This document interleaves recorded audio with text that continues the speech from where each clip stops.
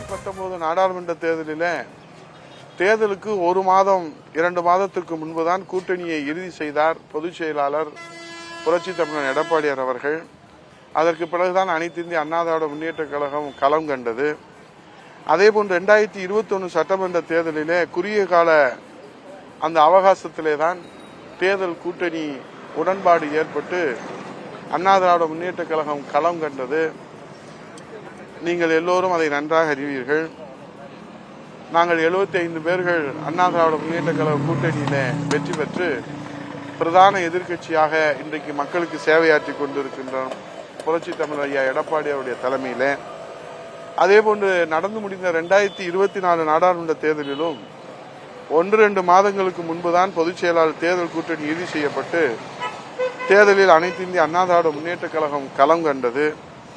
இப்போது 2026 சட்டமன்ற தேர்தலிலும் ஜனவரி மாதத்திலே தான் கூட்டணியை தலைவர்கள் இறுதி செய்வார்கள்.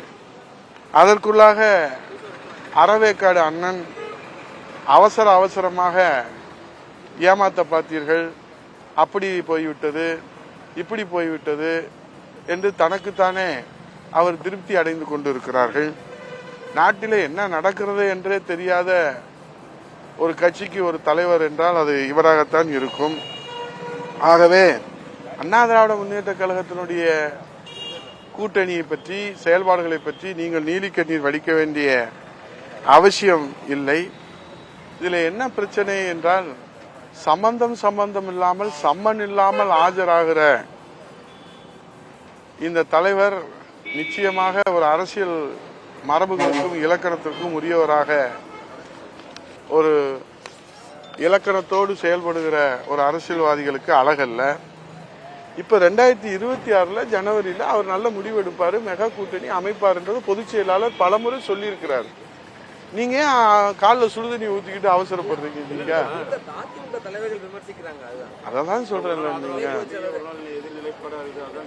நாங்க புரட்சி தமிழர் ஐயா எடப்பாடியார் தான் பொதுச் செயலாளர், நிரந்தர பொதுச் செயலாளர். அவருடைய தலைமையில தான் கடந்த 3 தேர்தலாம் அவருடைய வழிகாட்டுதலோட அவருடைய தலைமையோட அவருடைய அறிவுரையோட கூட்டணி அமைக்கப்பட்டது. அதே போன்றுதான் இந்த தேர்தலிலும் புரட்சி தமிழர் வருங்கால முதலமைச்சர் எடப்பாடியார் அவர்களுடைய வழிகாட்டுதலோடும் அறிவுரைப்படியும் அவருடைய தலைமையில கூட்டணி அமைவதற்கு களப்பணிகள் தீவிரமாக நடந்து கொண்டிருப்பதையெல்லாம் ஊடகங்களில் நாம் வெளிச்சம் போட்டு விவாதிக்க முடியாது.